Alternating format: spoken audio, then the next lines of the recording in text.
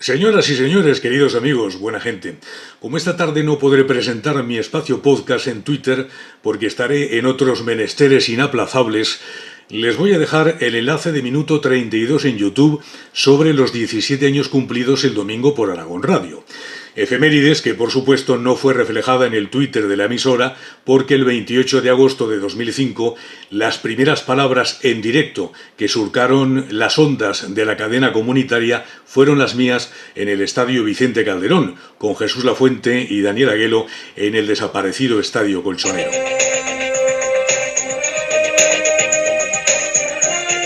Muy buenas tardes, señoras y señores, y bienvenidos a la sintonía de Aragón Radio, la radio autonómica aragonesa que comienza sus emisiones en pruebas desde el Estadio Vicente Calderón de Madrid. En saludos de Ortiz Remacha, en nombre de un amplio equipo técnico de producción, de comentaristas y de personas vinculadas al proyecto que han hecho posible que nos asomemos esta tarde a las ondas. En los estudios, con Pepe Oros en el control, se encontraban Jesús López Cabeza, director general de la Corporación Aragonesa de Radio y Televisión, y Rosa Pellicero, directora de la emisora. Hacía mucho calor en la capital de España y estaba emocionado por comenzar una aventura apasionante.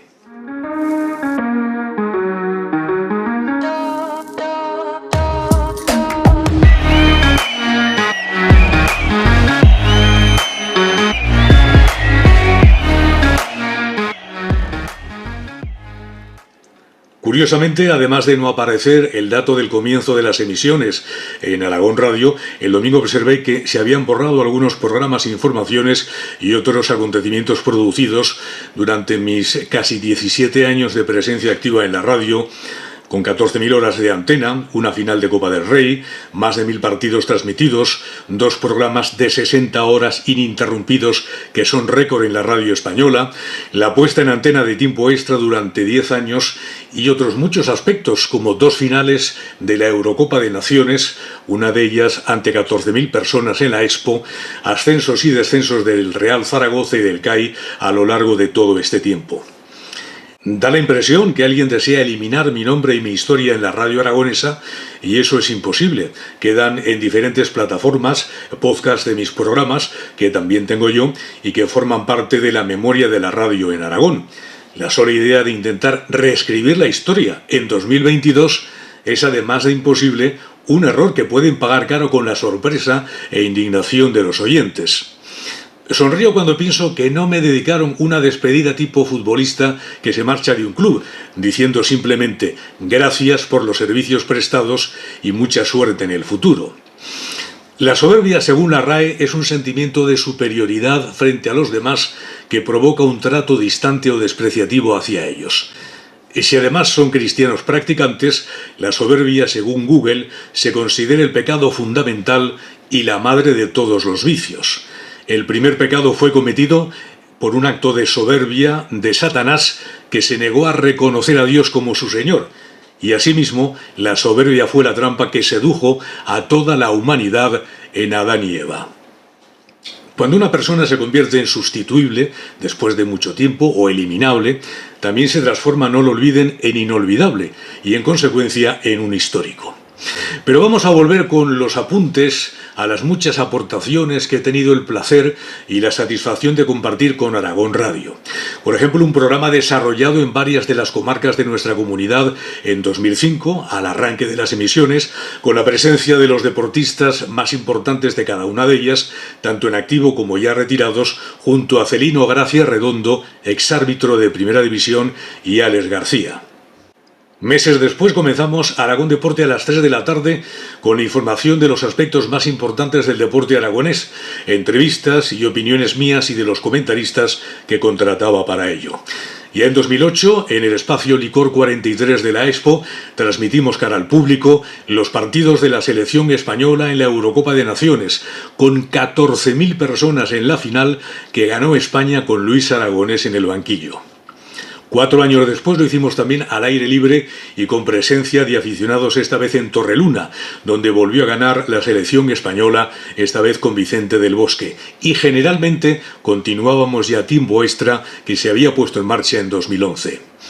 Cuando la Forta tuvo los derechos de la Champions League, también transmitimos los partidos de los equipos españoles y la final del torneo continental. Al comienzo de mis 12 años como presidente de la Asociación de la Prensa Deportiva de Zaragoza, creamos un espacio sin coste para la radio en el Salón de Actos de la Corporación, donde pasaron Víctor Fernández, Demetrio Lozano, Galetti, el Sala 10, CAI Zaragoza con José Luis Abós, el Balonmano Aragón, el Club Yelo-Jaca, el Real Zaragoza y otros destacados deportistas del presente y del pasado. Secciones como Desde el Fondo de la Red, en las mañanas de Aragón Radio, también fueron muy escuchadas. Con la crisis de la prohibición de las transmisiones radiofónicas, porque no se aceptó un canon unilateral impuesto por la Liga, fui la persona designada por Aragón Radio para una reunión con las emisoras de la Forta, estatales y también privadas en España, concretamente en Madrid, con Chema Abad, Paco González, José Antonio Avellán y el resto de los jefes de deportes para exigir una solución al gobierno. Y también, meses más tarde, presenté en el auditorio de la CarTV unas jornadas tras la resolución favorable a las emisoras de la radio. Este programa va y este seminario va precisamente para los oyentes de la radio, que son quienes impulsan de alguna manera esta capacidad de renacer cada día que nosotros tenemos, esta ilusión, esa magia por llevar a millones de escenarios lo que es la realidad de las cosas y lo que es contar las cosas que pasan, ¿no? Realizamos en Getafe un operativo sin precedentes al transmitir el polémico partido que permitió la continuidad en Primera División del Real Zaragoza, con miles de zaragocistas compartiendo con nosotros ese programa especial, 5 horas de espacio, realizado desde varias unidades móviles en el aparcamiento del estadio, con varios televisores y comentaristas, incluso con un micrófono inalámbrico dentro del estadio, que estaba prohibido. Fue en enero de 2011, durante una de las crisis de nuestros gobiernos nacionales, cuando la radio autonómica redujo sus presupuestos, su remuneración a algunas empresas de comunicación como la mía y también su audiencia. Y de manera gratuita en los primeros años presenté un programa con una importante masa de público interesado y posteriormente con miles de descargas en Internet, Tiempo Extra. Corría 1977 cuando un chaval joven, con deseos de comerse el mundo, se asomaba al balcón de la radio nocturna. Comenzaba a zambullirme en los millones de oyentes de la mano de José María García, comentando la actualidad del Real Zaragoza, que por entonces terminaba un ciclo y acabaría esa temporada en la segunda división. Qué decepción para un chaval que comenzase a trabajar y que el Zaragoza bajara a segunda división. Fue mi padre quien me animó a subirme a este tren en marcha cuando me dedicaba al fútbol regional, a pasarme las tardes de los sábados y las mañanas de los domingos a visitar los campos próximos a Zaragoza para entrevistar con un enorme magnetofón nada parecido a lo de ahora a los futbolistas jóvenes y veteranos que buscaban su minuto de gloria en la radio. Fueron muchas las noches que compartí la soledad de un estudio, teléfonos de monedas en bares casi de madrugada, desde entonces hasta 1996, que dejé de participar en programas nacionales. Regresé fugazmente años después, dejé intervenir poco más tarde por las noches para dedicarme de lleno desde hace casi 6 años a la gran aventura de contar las cosas que pasan en este formidable proyecto que es Aragón Radio. Y miren ustedes, después de darle durante varios meses vueltas y vueltas a este espacio y de 15 días para perfilar este reto apasionante, fue cuando la dirección de la radio autonómica de Aragón Radio, con Rosa Pellicero a la cabeza, me encomendó ponerle voz a este programa que comienza hoy, que comienza esta noche. Algo que agradezco y valoro con emoción y muchísima ilusión, como cuando tenía 18 años. Más incluso porque entonces no sabía lo que iba a ocurrir. Y ahora sé perfectamente que el tener a la audiencia enganchada, el tener a la audiencia contigo, es lo más maravilloso que existe para un comunicador. Por ahí pasaron miles de entrevistados, tanto en los estudios como en el Salón de Actos de la CarTV, la Expo o en determinados espacios en exteriores. Aragón Radio también apoya a los equipos aragoneses en su lucha por el ascenso.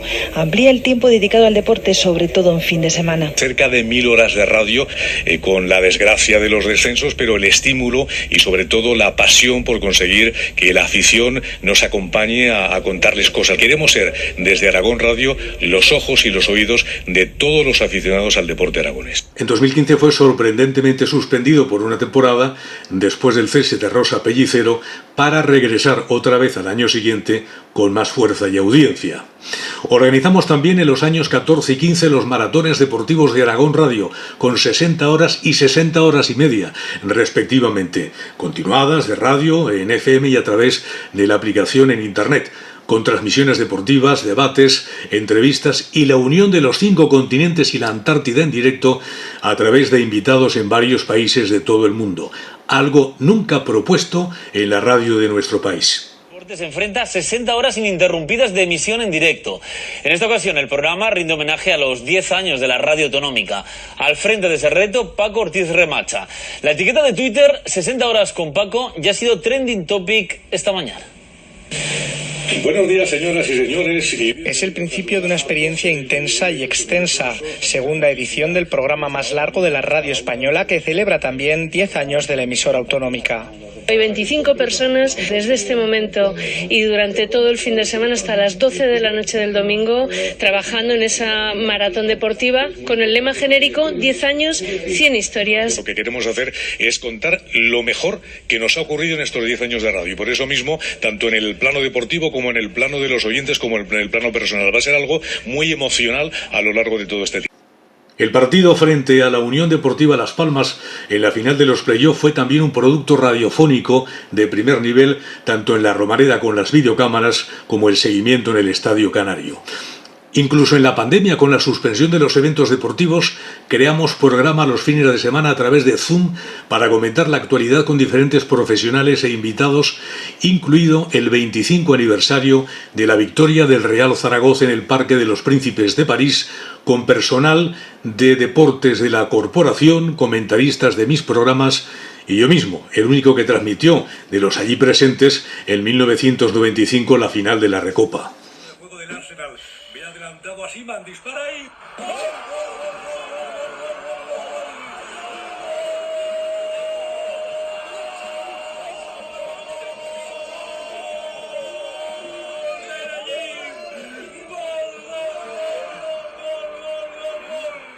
De lo que pasó con Desde el Fondo Norte de Cracovia, con el personaje de Jorge Usón, con ese sombrero mexicano que utilicé después del triunfo en Levante y con la permanencia segura de la Romareda en 2010, y el avispero, de donde desaparecí después de presentarlo durante 2 años, justo cuando el Grupo Heraldo formó parte de la Fundación 2032, haciéndose cargo del Real Zaragoza, entre otros, tampoco voy a hablar.